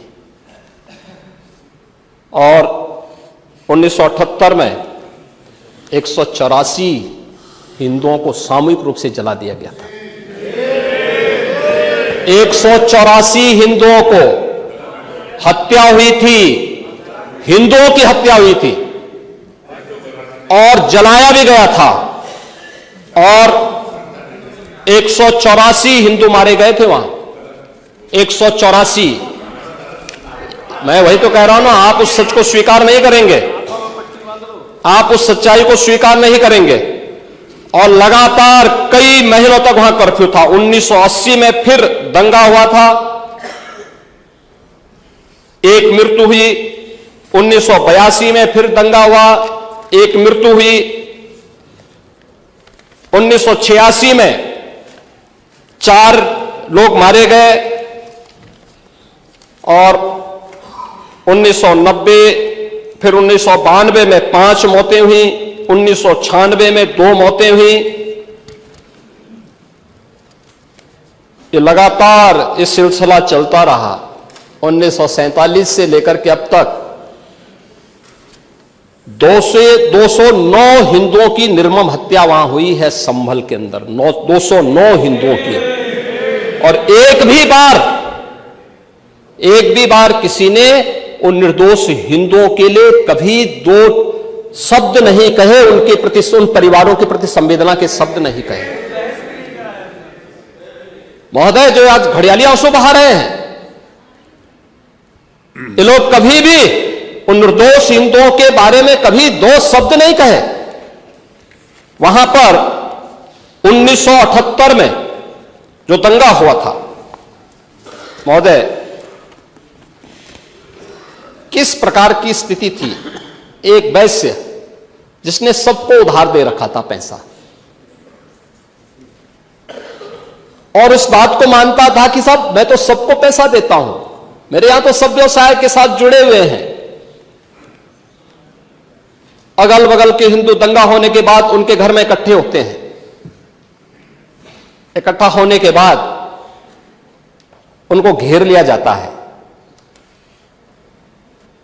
घेरने के बाद वो बोलते हैं भाई आप हमें क्यों घेर रहे हैं। कहा जाता है नहीं, क्योंकि तुम इन हाथों से पैसा मांगोगे इसलिए उनके हाथ काटे जाते हैं, फिर उनके पैर काटे जाते हैं और फिर उनका गला रेंद करके हत्या होती है। ये लोग सौहार्द की बात करते हैं, शर्म नहीं आती इन लोगों को सौहार्द के बारे में चर्चा करने की। 1978 से जो मंदिर आज निकल रहा है, 1978 से इन लोगों ने कभी खोलने नहीं दिया उस मंदिर को। जो आज बजरंगबली का मंदिर निकल रहा है, जो वहां पर आज 22 कुएं किसने बंद किए थे, इन 22 कुओं को भी वहां पे बंद किया गया। और वहां का माहौल इतना तनावपूर्ण किसने बनाया था, ये पत्थरबाज कौन थे। एक भी गिरफ्तारी बिना साक्ष्य के नहीं हो रही है। और याद रखना, जिसने पत्थरबाजी की होगी, जिसने माहौल खराब किया होगा, उसमें एक भी बचने वाला भी नहीं है, एक भी नहीं बचेगा। मैं पूछना चाहता हूं कि हिंदू मोहल्ले से और हिंदू मंदिर के सामने से मुस्लिम जुलूस निकल सकता है, तो मुस्लिम मोहल्ले और मस्जिद के सामने से कोई हिंदू शोभा यात्रा क्यों नहीं निकल सकती, क्यों नहीं निकल सकती। और यहीं पे विवाद शुरू होता है। यानी आप चाहते हैं कि आपके पर्व और त्योहार तो शांतिपूर्ण तरीके से मनाए जाएं। कौन नहीं कहता भी, आपके संबल में थे शिया सुन्नी का भी विवाद हुआ था। 1976 में पूरा विवाद तो शिया सुन्नी का था। उस समय जामा मस्जिद के कब्जे को लेकर के इसी बात का विवाद था। आप इस सच को धूल मत डालिए उस सच पे। और लखनऊ का शिया सुन्नी विवाद ये भारतीय जनता पार्टी की सरकार के समय ही समाप्त हुआ है। आप लोग तो लड़ाते थे, यहां पे शिया और सुन्नी को भी लड़ाते थे, क्योंकि आपकी तो शुरू से ही राजनीति थी बांटने की और फिर कटवाने की। और इसलिए हमने कहा कि न बटेंगे और न कटेंगे, हम न बटेंगे और न कटेंगे। मुझे आश्चर्य होता है, अपने को शिक्षक कहते हैं श्री संग्राम सिंह यादव। हाँ, सच को स्वीकार करने की सामर्थ्य नहीं, इसलिए चले गए। आप देखें, एक दोहरे चरित्र के व्यक्ति के द्वारा जो अपनी कुछ पंक्तियां पहले लिखी गई हैं और बाद में उसका चरित्र कैसे बदला है। मोहम्मद अल्लामा इकबाल के बारे में वही कहते हैं, यानी जो पहले कहते थे उन्होंने क्या बात कही थी बाद में। मुस्लिम हैं हम, वतन हैं सारा जहां हमारा, चीन वो अरब हमारा, हिंदुस्तान हमारा, तौहीद की अमानत सीनों में है हमारे। दुनिया के बुत कंदों में पहले वह घर खुदा का, तेगों के साये में हम पलकर जमा हुए हैं। मकरीब की वादियों में गूंजी अजा हमारी, बातिल में दबने वाले हे आसमां नहीं हम, हे गुलस्ता ये अब्दुल्लस वो दिन है याद तुझको, ये मौज ये दजला तू भी पहचानती है हमको, ये अर्ज ये पाग तेरी हुर्मत पे कट मरे हम, सालार ये कार्रवाई है मीर ये हिजाज अपना, इकबाल का तराना बाग ये दरा है गोया। मुस्लिम है हम, वतन है सारा जहां हमारा। अब आप मुझे बताओ, क्या इकबाल को आप अपना आदर्श मानते हैं क्या? इस इकबाल को मानेंगे क्या? वो अपने को पेशे से शिक्षक कहते हैं, ऐसे शिक्षक छात्रों को पढ़ाएंगे तो दुर्गति कराएंगे ही कराएंगे। यानी इकबाल की एक कविता को यहां पे पढ़ करके और वास्तविक सच से आप धूल डाल करके उसको छुपा नहीं सकते हैं। દિલ્હીની સરકારી શાળાઓ ખાનગી શાળાઓને પણ પાછળ કરી દે તેવી છે। દિલ્હીની સરકારી શાળાઓમાં જે સુવિધા આપી રહ્યા છે તે ખાનગી શાળામાં પણ નથી ઉપલબ્ધ। મુકુંદપુર ગામની આ શાળામાં ભૂગોળ લેબ છે, ખાનગી શાળાઓમાં પણ મેં લેબ નથી જોઈ। તે રીતે આપ સરકારે દિલ્હીની શિક્ષણની પ્રણાલી બદલી છે, આમ કહેતા દિલ્હીના સીએમ અતિશીએ નિવેદન આપ્યું। जब 10 साल पहले हमारी सरकार बनी, हम जब सरकारी स्कूलों को देखते थे तो ये सब स्कूल क्या कहलाते थे? टेंट वाले स्कूल, जहां पे बरसात के समय में छत से पानी टपकता था, सर्दियों में टूटी हुई खिड़कियों से ठंडी हवा आती थी, जहां पर बच्चे टाट पट्टी पे बैठते थे, जहां क्लासरूम में टीचर नहीं आते थे। ऐसे ही होते थे ना सरकारी स्कूल। कोई अपने बच्चे को सरकारी स्कूल नहीं भेजना चाहता था। हम अपना पेट काट काट कर अपने बच्चों को प्राइवेट स्कूल में भेजते थे, और अगर सरकारी स्कूल में भेजते भी थे तो मजबूरी में भेजते थे, दिल पे पत्थर रख के भेजते थे, क्योंकि हमें पता था कि अगर सरकारी स्कूल में भेजा तो बच्चे की कोई पढ़ाई लिखाई तो होनी नहीं है। अगर बच्चा पढ़ेगा नहीं, लिखेगा नहीं, तो आगे कैसे बढ़ेगा? और इसी व्यवस्था की वजह से जो एक अमीर परिवार का बच्चा होता था, उसको तो महंगे प्राइवेट स्कूल में अच्छी शिक्षा, उसके बाद अच्छा कॉलेज, अच्छी नौकरी मिल जाती थी, लेकिन एक गरीब परिवार का बच्चा टूटे फूटे सरकारी स्कूल में जाता था, शायद पढ़ाई भी नहीं पूरी करता था, और अगर करता भी था तो कुछ बहुत छोटा मोटा दुकान में मैकेनिक का काम उसको मिलता था। इसका नतीजा कि अमीर का बेटा अमीर और गरीब का बेटा गरीब ही रह जाता था। ये हमारे देश की सच्चाई थी। लेकिन 10 साल पहले एक ऐसी सरकार आई, एक ऐसे मुख्यमंत्री आए, अरविंद केजरीवाल जी ने एक सपना देखा। उन्होंने सपना देखा कि चाहे कोई बच्चा गरीब से गरीब परिवार का हो, लेकिन उसको शानदार शिक्षा मिलनी चाहिए, दुनिया में सबसे अच्छे अवसर मिलने चाहिए, और तभी से शिक्षा क्रांति की शुरुआत हुई। दिल्ली वो पहला राज्य बना जिसने अपने बजट का 25% शिक्षा पर लगाया। आज भी देश में कोई ऐसा राज्य नहीं है जो इतना पैसा हमारे बच्चों की स्कूलों पर लगाता है, उनकी शिक्षा पर लगाता है, उनके भविष्य पर लगाता है। और तभी ये शानदार स्कूल बिल्डिंग बनने का सिलसिला हुआ। आप विश्वास नहीं करेंगे, 1947 से लेके 2015 तक दिल्ली के सरकारी स्कूलों में 24,000 कमरे बने, लेकिन पिछले 10 साल में हमारी सरकार ने जितना काम 65 साल में हुआ, उतना काम 10 साल में करके दिखाया। 10 साल में 22,000 कमरे बना के दिखाए, शानदार कमरे बना के दिखाए। हमने कहा कि जो टीचर, जो सरकारी स्कूल के टीचर हमारे बच्चों को पढ़ा रहे हैं, उनको दुनिया की सबसे बेस्ट ट्रेनिंग मिलनी चाहिए। हमने दिल्ली के सरकारी स्कूलों को कैम्ब्रिज भेजा, हार्वर्ड भेजा, सिंगापुर भेजा, देश और दुनिया के सबसे अच्छे अच्छे ट्रेनिंग इंस्टीट्यूट में भेजा। क्यों? क्योंकि वो आपके बच्चों को और हमारे बच्चों को वर्ल्ड क्लास शिक्षा दे सकें, इसलिए उन टीचर्स को वर्ल्ड क्लास प्रशिक्षण दिया। और इस सब काम का नतीजा आज हम देख रहे हैं। पिछले 8 साल से लगातार दिल्ली के सरकारी स्कूलों के नतीजे प्राइवेट स्कूलों से बेहतर आ रहे हैं। इसका नतीजा हम देख रहे हैं कि पिछले साल ही और लगातार हर साल पिछले 8-10 सालों से दिल्ली के सरकारी स्कूल के बच्चे, आम परिवार के बच्चे, गरीब परिवार के बच्चे जेई और नीट का एग्जाम क्लियर करके देश के बड़े बड़े मेडिकल कॉलेज और इंजीनियरिंग कॉलेज में एडमिशन ले रहे हैं।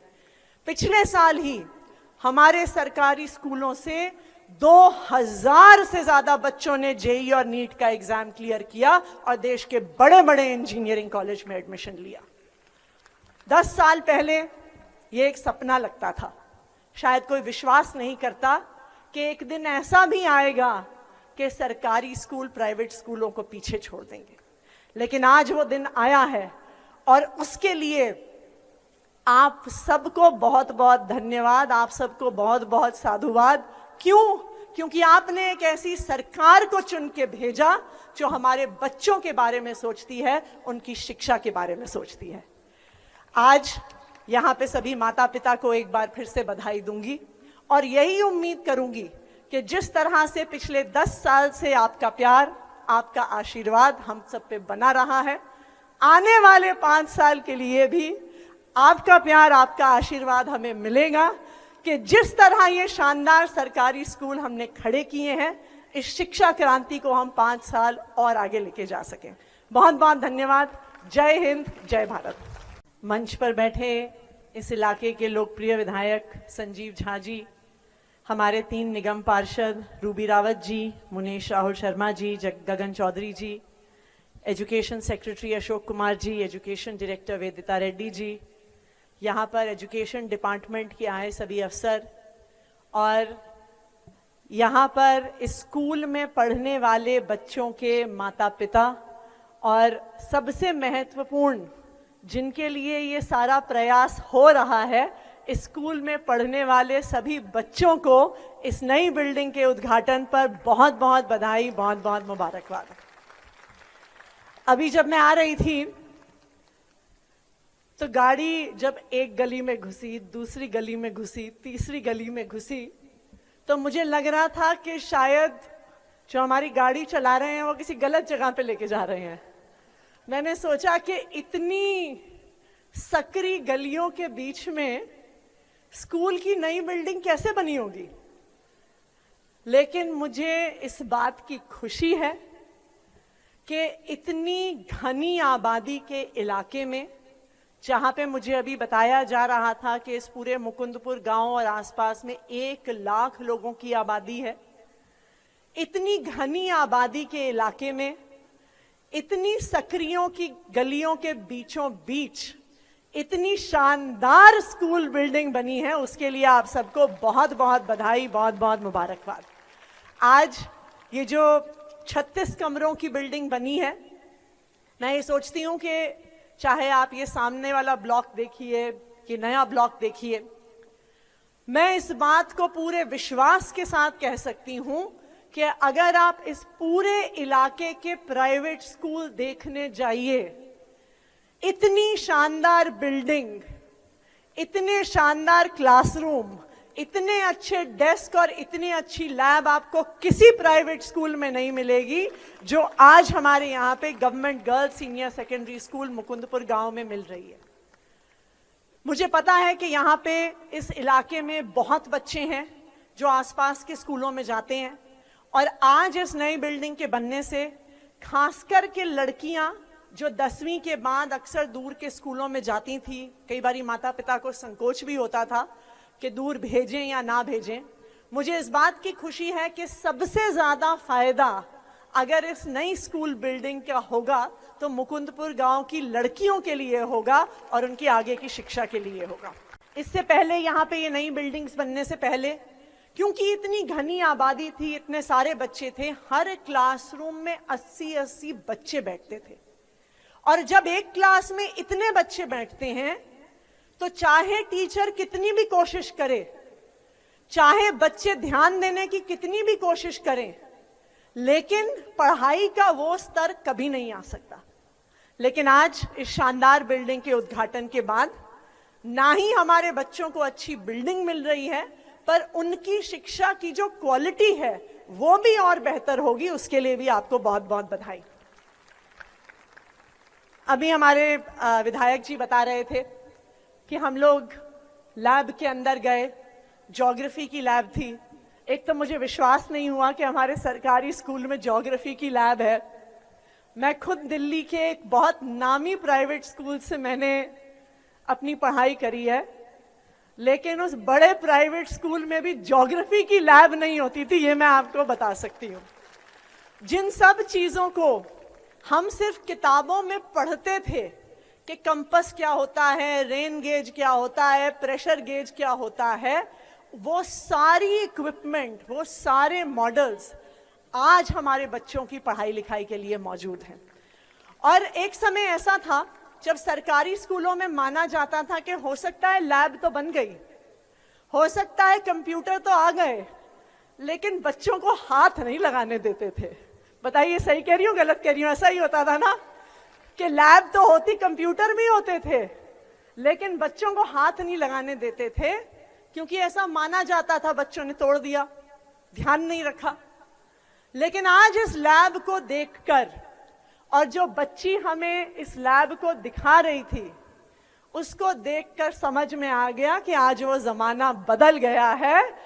जिस कॉन्फिडेंस से उस 11th स्टैंडर्ड की लड़की ने एक एक मैप के बारे में, एक एक इंस्ट्रूमेंट के बारे में, प्रेशर गेज के बारे में, वो मौसम के बारे में क्या बता रहा है उसके बारे में बताया।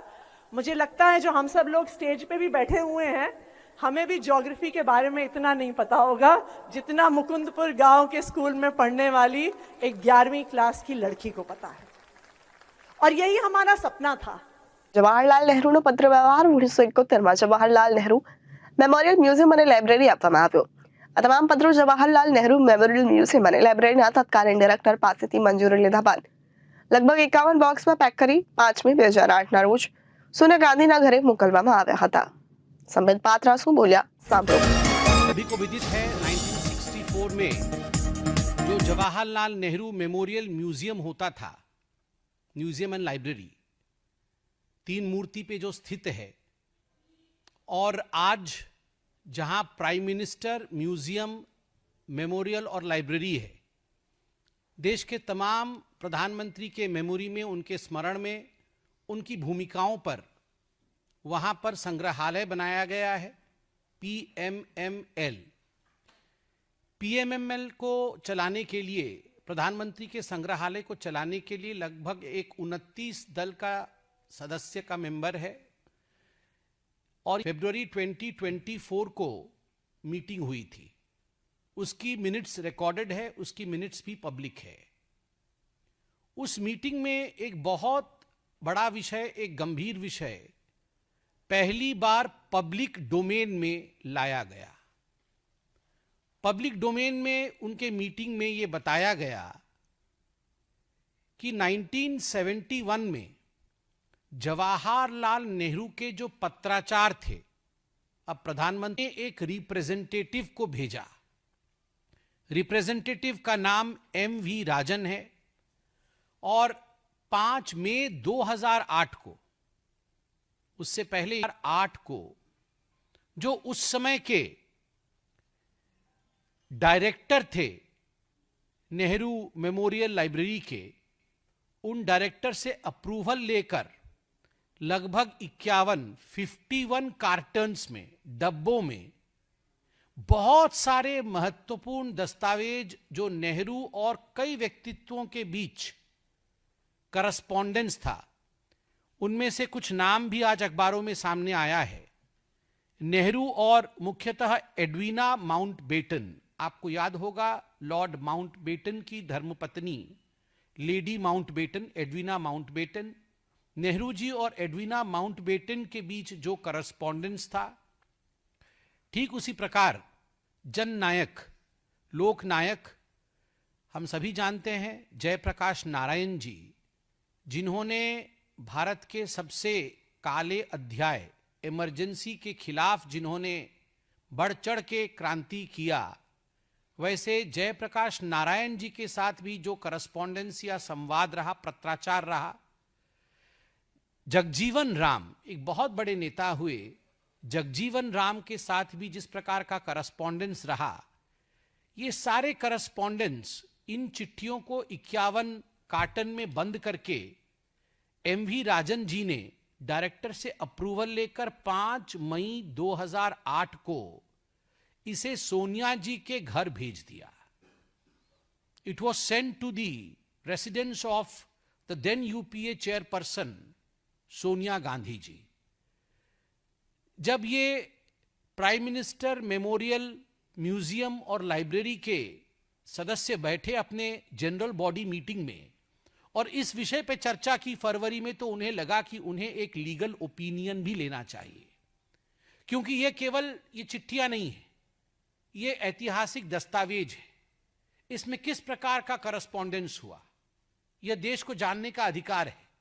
और यह निजी प्रॉपर्टी नहीं है, this is not personal property, क्योंकि यह 1971 में डोनेट किया गया था और राष्ट्रीय धरोहर में सम्मिलित था। This was part of the treasure of the nation of India. ये म्यूजियम का एक हिस्सा था। अगर म्यूजियम से कोई मूर्ति आप ले जाएं, म्यूजियम से कोई पेंटिंग आप ले जाएं, तो ठीक प्रकार अगर आप म्यूजियम से कोई चिट्ठी ले जाएं, तो क्या ये न्यायोचित होगा? Is this legal?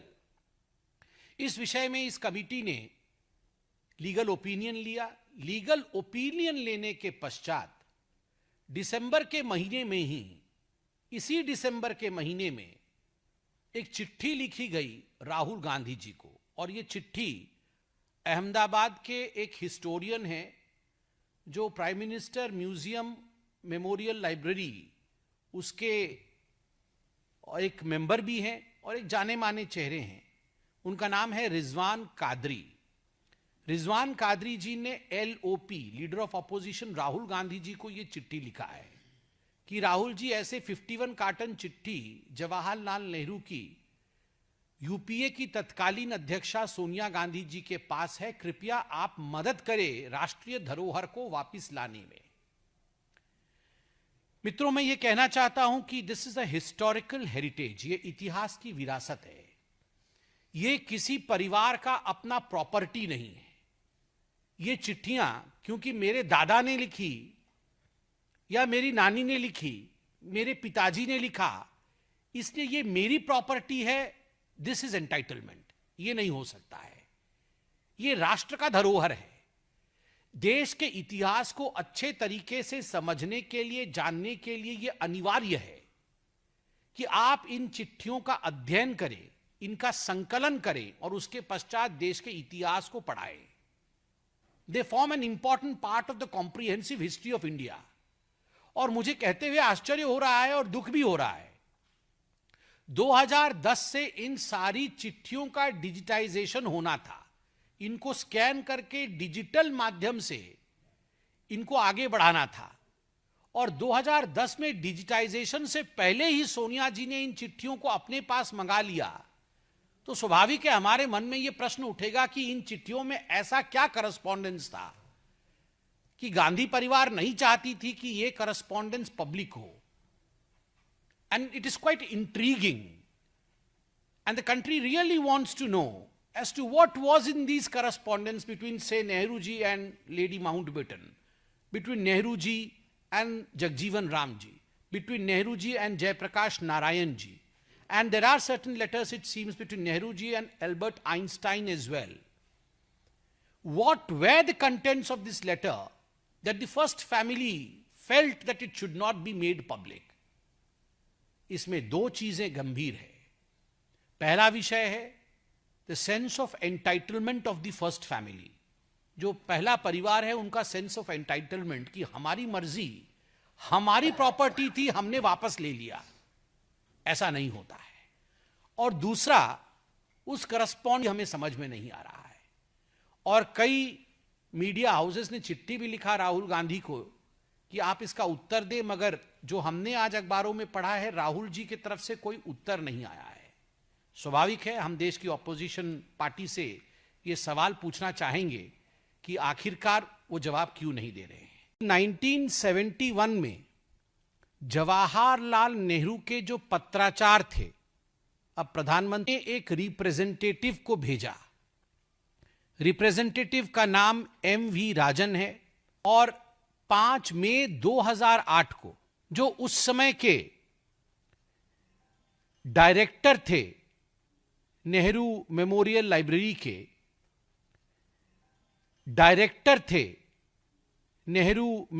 लाइब्रेरी के, उन डायरेक्टर से अप्रूवल लेकर लगभग 51 कार्टन्स में, डब्बों में बहुत सारे महत्वपूर्ण दस्तावेज जो नेहरू और कई व्यक्तित्वों के बीच करस्पॉन्डेंस था, उनमें से कुछ नाम भी आज अखबारों में सामने आया है। नेहरू और मुख्यतः एडवीना माउंटबेटन, आपको याद होगा लॉर्ड माउंटबेटन की धर्मपत्नी lady Mountbatten, Edwina Mountbatten, Nehru ji और एडविना माउंटबेटन के बीच जो करस्पॉन्डेंस था, ठीक उसी प्रकार जननायक, लोकनायक हम सभी जानते हैं जयप्रकाश नारायण जी, जिन्होंने भारत के सबसे काले अध्याय इमरजेंसी के खिलाफ जिन्होंने बढ़ चढ़ के क्रांति किया, वैसे जयप्रकाश नारायण जी के साथ भी जो करस्पॉन्डेंस या संवाद रहा, पत्राचार रहा।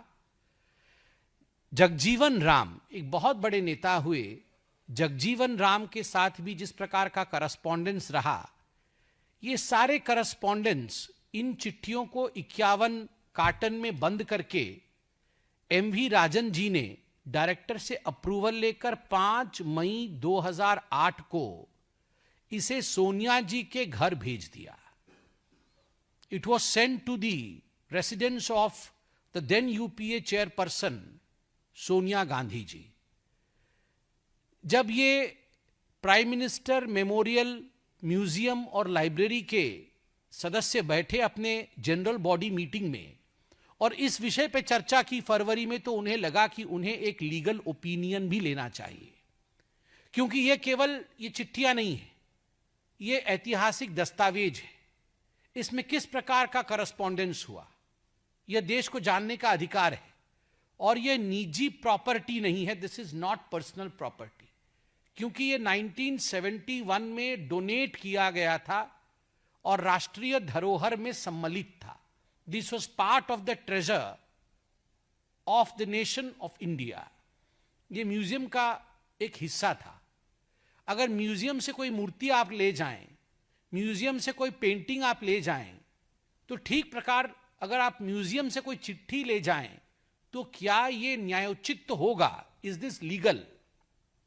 इस विषय में इस कमिटी ने लीगल ओपिनियन लिया। लीगल ओपिनियन लेने के पश्चात दिसंबर के महीने में ही, इसी दिसंबर के महीने में एक चिट्ठी लिखी गई राहुल गांधी जी को, और ये चिट्ठी अहमदाबाद के एक हिस्टोरियन हैं जो prime minister museum memorial library उसके एक मेंबर भी हैं और एक जाने माने चेहरे हैं।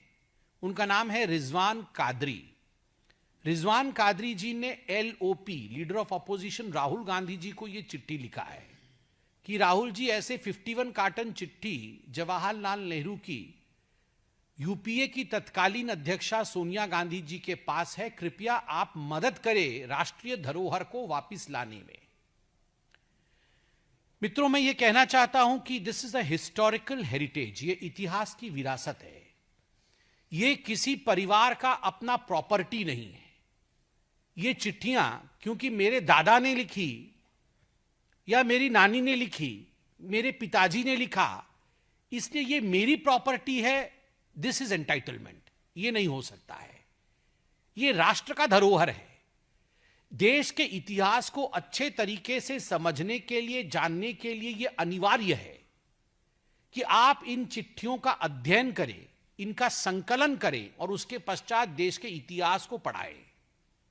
दे form an important part of the comprehensive history of India. और मुझे कहते हुए आश्चर्य हो रहा है और दुख भी हो रहा है, 2010 से इन सारी चिट्ठियों का डिजिटाइजेशन होना था। इनको स्कैन करके डिजिटल माध्यम से इनको आगे बढ़ाना था, और 2010 में डिजिटाइजेशन से पहले ही सोनिया जी ने इन चिट्ठियों को अपने पास मंगा लिया। तो स्वाभाविक है हमारे मन में यह प्रश्न उठेगा कि इन चिट्ठियों में ऐसा क्या करस्पॉन्डेंस था कि गांधी परिवार नहीं चाहती थी कि यह करस्पॉन्डेंस पब्लिक हो। And it is quite intriguing, and the country really wants to know as to what was in these correspondence between, say, Nehru ji and Lady Mountbatten. વિરોધ પક્ષ નેતા રાહુલ ગાંધી હાથરસ રેપ પીડિતાના પરિવારને મળી. આ પરિવાર હજુ પણ આતંકમાં છે, જે સાબિતી આપે છે કે દલિતો માટે ન્યાય મેળવવો કેટલો મુશ્કેલ છે, અને આ પરિવાર સાથે છે તેવું વિપક્ષના રાહુલ ગાંધીએ જણાવ્યું હતું.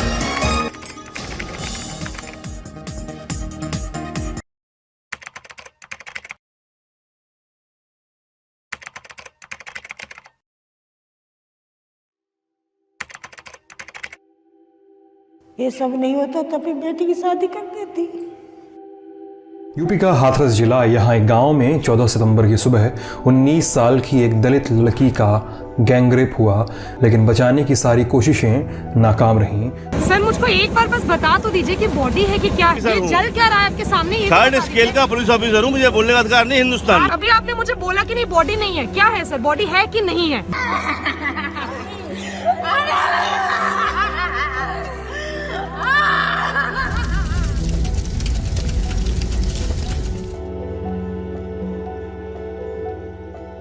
बेटी तो मेरी बहुत सीधी।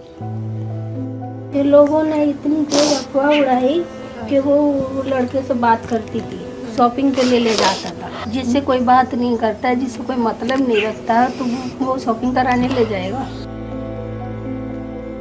न्याते और पल्ले कबरा तक इतनी बस आती जाती रहती। माँ चुक माँ समझ लग रही है, नहाती धोती अपने खाना पीना खाई, बस नहीं रही। उन्हें इतना पता नहीं था फोन में कि इंग्लिश में अगर नंबर आ गया तो देखिए भाभी जी कौन को फोन हुआ तो पूछने आती थी, भाभी देखना किसका नंबर है। उस इंसान पे मैं कैसे आरोप लगा सकती हूँ?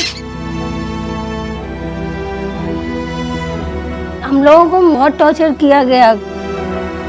दुनिया को दिखा दिया कि हमने परिवार को भी नौकरी दी है, घर दिया है, ये सब कुछ दिया है, मगर ऐसा कुछ है नहीं। अगर इतने ही देने वाले थे तो 4 साल से हमें ये जेल की जिंदगी नहीं हम लोग काट रहे होते। बंद कर दिया आप लोगों को, जेल में डाल रखा है। वो सर 5 साल 5 मतलब ऐसे लग रहा है कि आपने कोई गलत काम किया हो, आप क्राइम आपने किया हो। बिल्कुल सर, कमाल की बात है। बेटी का दर्द उठाने का ये कि हमें वो मिला, सजा मिल रही है। मार्केट वगैरह तो कहीं भी जाना होगा उनको लेटर देना है लिख के कि हमें वो सामान लेने जाना बाहर। किसको लेटर देना है? मतलब हाथर जाएंगे, एप्लीकेशन गाड़ी देते हैं, बाद हाथर से डिस्ट्रिक्ट बाय दूसरे जाता है, कोर्ट कचहरी जाते हैं, तो हमें पर्सनल गाड़ी करनी पड़ती है। 14-14 हजार की गाड़ी जा रही है, तारीख पड़ती तो पैसा का धरा रहेगा। सब लोगों को तो यही दिखता है कि पैसा है इनके पास। अब तो ये छूट के आ गए जो आरोपी गाँव में घूम रहे हैं। एक जेल गया है, एक ही है और बाकी 3 थे, वो घूम रहे हैं। 3 को उनको बरी कर दिया ना कोर्ट ने। 3 को बरी कर दिया सर, कोई चार्ज फिलहाल उनके पास नहीं है। हाँ, हमारे साथ ये भी बहुत बड़ा। और वो जो जेल गया है वो मर्डर के लिए जेल गया है। 304 और रेप के लिए नहीं गया। वो तो हटा दिया सर, सब हटा दिए, वो सब हटा दिया। जो बहन का बयान थे वो भी सब नहीं माने। इन्हीं लोगों ने बोल दिया है कि 1.5 करोड़ रुपया दिया है हमने, जो तीनों को छुड़ाने के लिए। करोड़ों में डील हुई है इनकी। 2022 में कोर्ट ऑर्डर कर चुका है कि इनके परिवार को नौकरी और घर दिया जाए, वो भी नहीं मिला। और रिलोकेशन की भी बात हो रही थी। अब रिलोकेशन का बताओ मुझे, क्या है उसमें? ये लोकेशन का ये सर के कोर्ट 2022 में ऑर्डर कर चुका है। आप यहाँ रहना चाहते हो? नहीं रहना चाहते हो। एससी जात के यहाँ पे कितने लोग रहते हैं? 4 घर हैं। हमारे 4 घर हैं। 2 पलायन हो चुके हैं। 2 तो पलायन हो चुके हैं, बाकी कुछ यहाँ पड़े हैं। डर की वजह से वो लोग चले गए। नौकरी के बोल रहे हैं, सरकारी नौकरी इसमें दिया गया, उसमें बोले हम प्राइवेट सेक्टर में देंगे आप, जो उनकी तरफ से जो नहीं, अब प्राइवेट सेक्टर में नौकरी दे दी, आप घर से नहीं निकल पा रहे हो तो नौकरी का क्या मतलब? कहाँ से देंगे? छोटे बच्चे हैं, उनकी पढ़ाई। छोटी बच्ची है मेरी बेटी, अगर सरकार देना चाहती है तो दे, नहीं देना चाहते तो हमें फ्री करे सर, हम अपना हाथ पे दिए भगवान। बट फ्री कैसे करेंगे? मतलब ये है कि हमने यहाँ से क्या कहते हैं फ्री कर दिए, जो सिक्योरिटी है, हम लोग अपने चले जाएंगे, कहीं पे कमा खाएंगे, परिवार हमारा जो कुछ है साथ रहेंगे। टोटल क्या क्या प्रॉमिस किया कि आपको यहाँ से रिलोकेट करेंगे, दूसरी जगह कॉम्पनसेशन कहा था, कितना कहा था? 25 लाख रुपए दिए, वो हो गया। उसी समय डाल दिया। और क्या कहा? सरकारी नौकरी, सरकारी नौकरी वो नहीं मिली।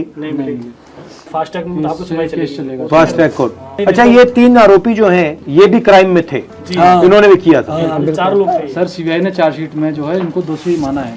सीबीआई ने गैंगरेप वाली जो धारा है वो सीबीआई ने लगाई थी, तो अब ये कोर्ट में जो है उस चीज को माना नहीं है। इन तीनों पे तो बिल्कुल बरी कर दिया कोर्ट ने। जिस दिन मेरे जो बयान होने वाले थे 2021 में फर्स्ट में, आरोपी पक्ष के जो वकील है, उनका जो यूनियन जो सबसे बड़े जो वकील है वो कोर्ट में घुस के दारू पी के हमारे बयान हो रहे थे, उसमें सीमा कुशबा जो उसमें जाके जो लड़ी थी वो थी हमारी तरफ से। तो इन तरफ से जो वकील है वो बोल रहे आते अपनी सीमा मेरे तो अच्छा है, मैं गोली से मार देंगे, इस पीड़िता को पक्ष रखने वाले तो कोई नहीं है यहाँ पर। जैसा उनके हाथ जोड़ रहे थे जो आरोपी, प्लीज बाहर चले जाइए, प्लीज बाहर चले जाइए। मतलब हिंदुस्तान में आपको न्याय नहीं मिलता, यही बात है। दलित को लिए तो कोई मतलब कोई प्रस्ताव है नहीं है क्या? तो उसमें मुख्यमंत्री जी सर कह रहे हैं कि जो बॉडी रात को जब सिस्टर की जलाई गई थी तो उसमें एक वीडियो में बोल रहे हैं एक परिवार को बॉडी सुपुर्द की गई थी और परिवार की सहमति से बॉडी रात को जलाई गई थी। पुलिस ने परिवारजनों के साथ संवाद बना करके उस सारी कार्रवाई को वहां पे किया था। पिता और भाई दोनों डेड बॉडी के साथ हाथरस तक आए थे। ये देखिए, ये देश दुनिया ने लोगों ने देखा है कि बॉडी रात को किसने जलाई है, नहीं जलाई है, परिवार है या नहीं है मामूली।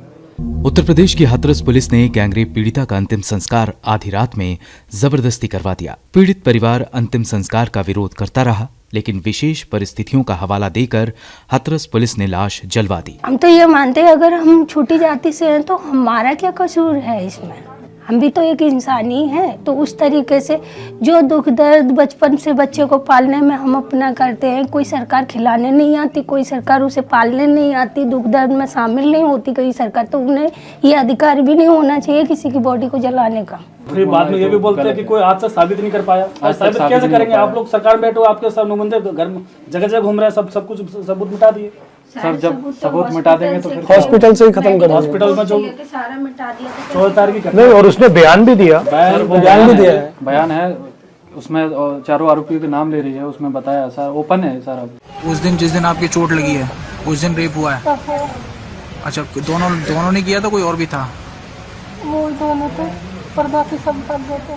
14 तारीख की घटना है, 22 तारीख को मेडिकल हो रहा है, और जो हम लोग वो बोल रहे हैं कि सर मेडिकल करा दीजिए, और नहीं सुन रहे कोई भी। प्रशासन के जो अधिकारी लापरवाही कर रही थी उन्होंने, उनके ऊपर भी कोई एक्शन नहीं लिया गया आज तक, ना कोर्ट ने लिया ना सरकार ने। डीएम थे जो लीपापोती करके चले गए, उनको भी बढ़िया उसमें बड़े डिस्ट्रिक्ट में भेज दिया मिर्जापुर में, कुछ नहीं है किसी पर। पीएमजी या सब लोग बोलते हैं कि अगर नारी सुरक्षा नहीं, क्या ऐसी नारी सुरक्षा? आपके हर घर में हर सेकंड में रेप हो रहे हैं, कानून व्यवस्था ऐसे थोड़ी चलती है। आप लोग कह के कुछ नहीं कर रहे हैं। हम तो यही सोचते हैं सर कि ये जो अन्याय हम झेल रहे हैं, न जाने ऐसे कितने परिवार पीड़ित होंगे जो वो झेल रहे होंगे, और चुप बैठे हैं, क्या करें? मजबूरी है, ये तानाशाही से सरकार है सर।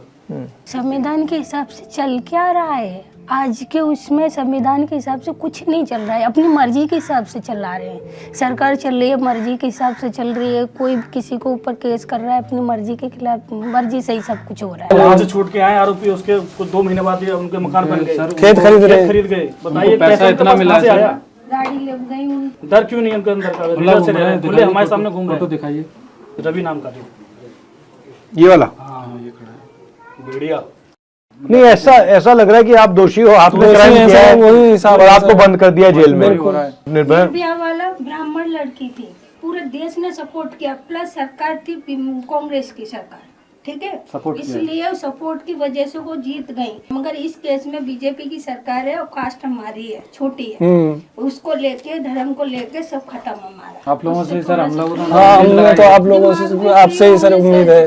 और बच्चों की भी पढ़ाई लिखाई, जो इनका भविष्य खराब हो रहा है, सबसे बड़ी उम्मीद है। जिस दिन जो जजमेंट हुआ उस दिन 3 बार कोर्ट में खाली हम 3 बार में 3 बार जजमेंट हुआ है। जैसा बैठते हैं बोलते थोड़ी देर में आता हूँ, अभी जजमेंट पूरा नहीं लिखा गया है।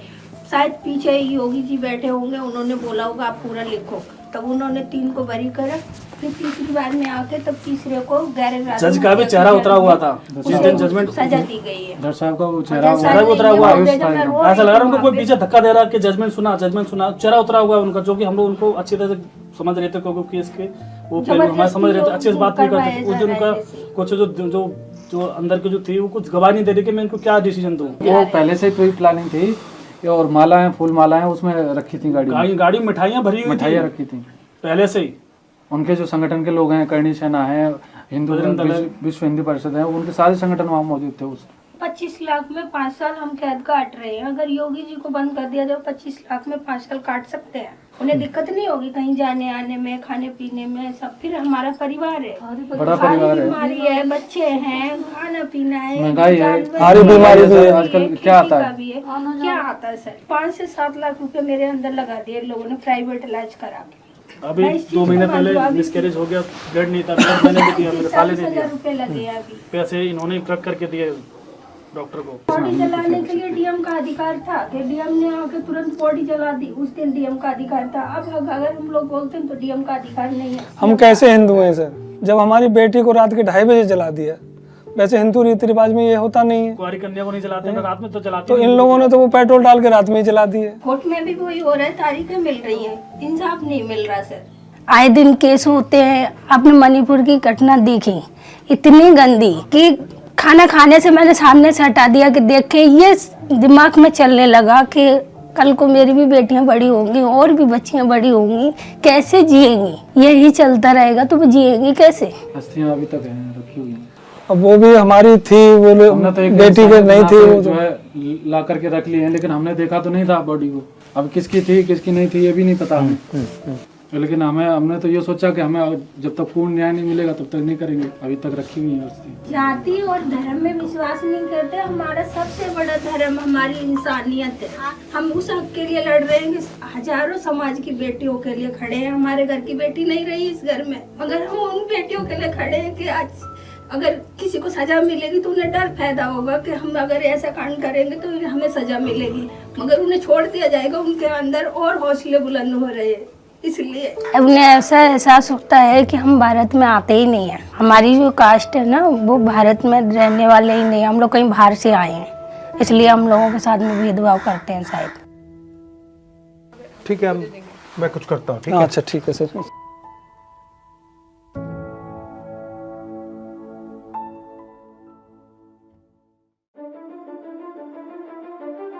जो बलात्कार करते हैं वो बाहर रहे और जिसका रेप हुआ है उस परिवार को बंद कर दिया जाए। कहां लिखा है कॉन्स्टिट्यूशन में? 4 साल हो गए हैं, आज तक उनका रिलोकेशन नहीं किया गया है। तो मैं इस हाउस में कहना चाहता हूं कि अंबेडकर जी के संविधान वाले लोग, इंडिया गठबंधन वाले लोग, हम सब मिलकर उस परिवार का रिलोकेशन हम करेंगे अगर आप नहीं करोगे तो। और हिंदुस्तान के हर गरीब व्यक्ति को हम ये कहना चाहते हैं, आपकी रक्षा कॉन्स्टिट्यूशन करता है और ये बीजेपी के लोग कॉन्स्टिट्यूशन पर 24 घंटा आक्रमण करते रहते हैं।